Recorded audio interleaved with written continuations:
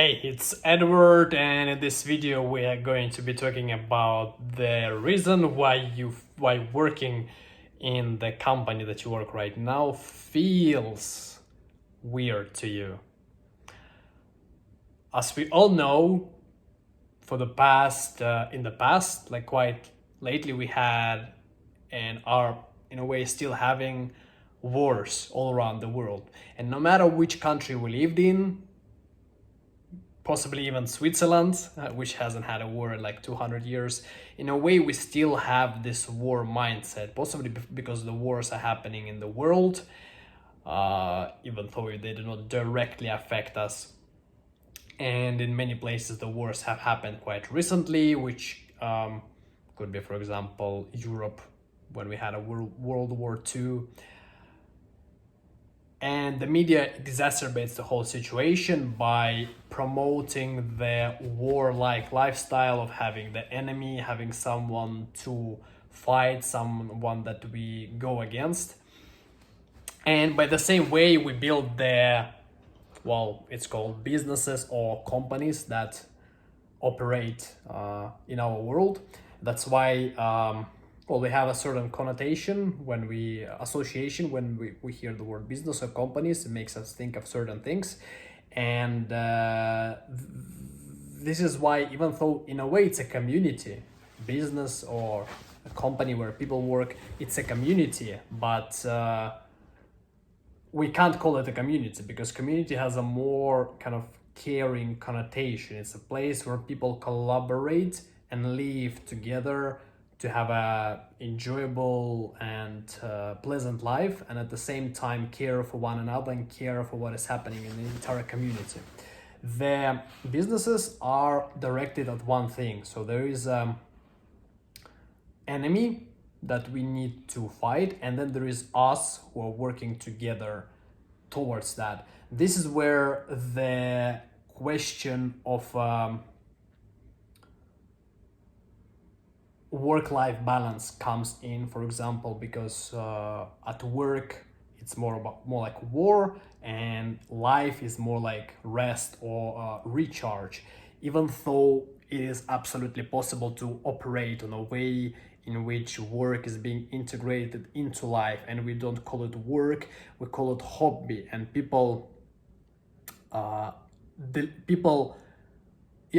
even have a separation as when we don't have a separation, so we just say work-life balance. We don't say and we just say life as an umbrella term for lots of different activities that we do, which are physical, emotional, spending time with people, creative, mental, learning something.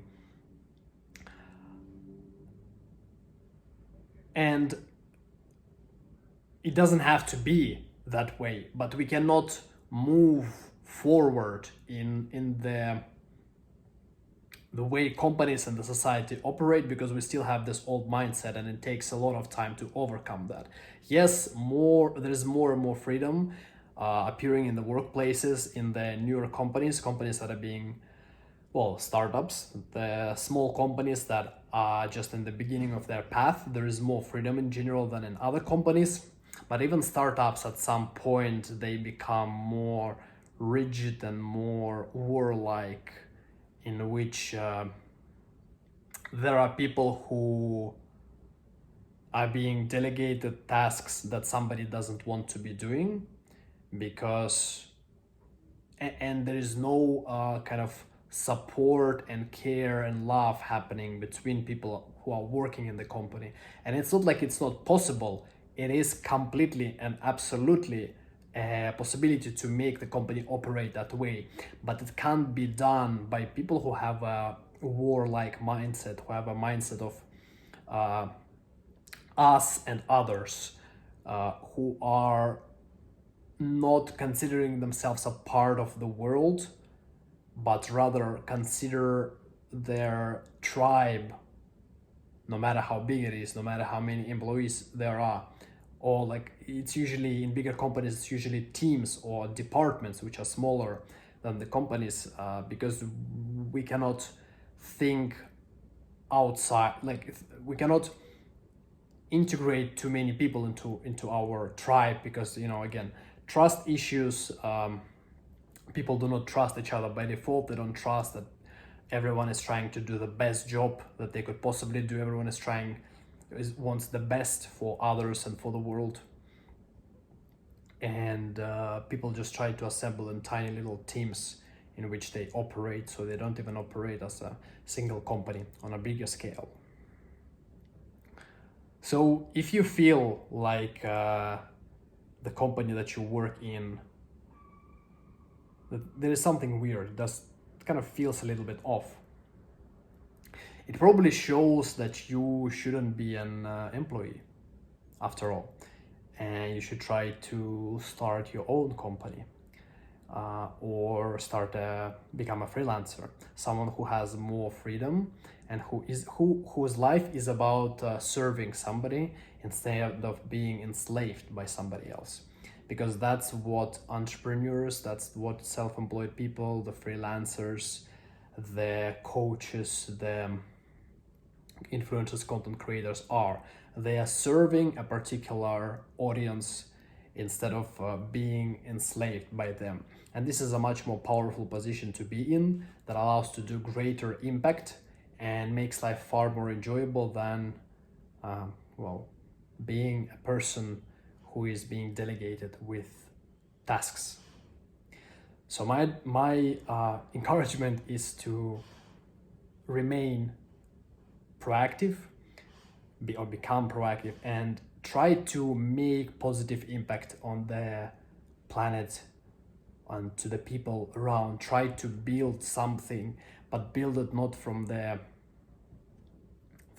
position of needing to become better than somebody, needing to fight somebody, needing to have more resources, or in this case money, than somebody else, but from the perspective that you feel that this is something that needs to be done. This is something that we lack in the world.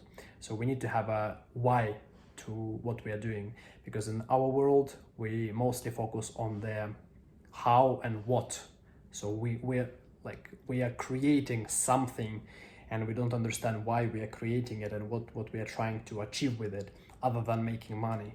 Making money is not a why. Making money is just it's a result of your work. It's a metric of how useful you are for people, but there needs to be a why. Otherwise our efforts could be compared to the efforts of a hamster who is running in the wheel. I mean, they're doing it a lot and they can run for insane amount of time, but what is the outcome? What are they achieving anything? Obviously they do it for the exercise, but who do you want to be?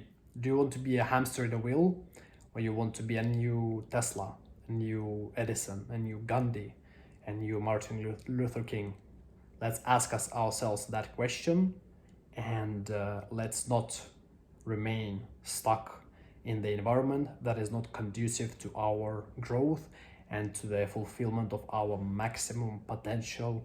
And let's do everything that is possible to reach the place in life where we want to be.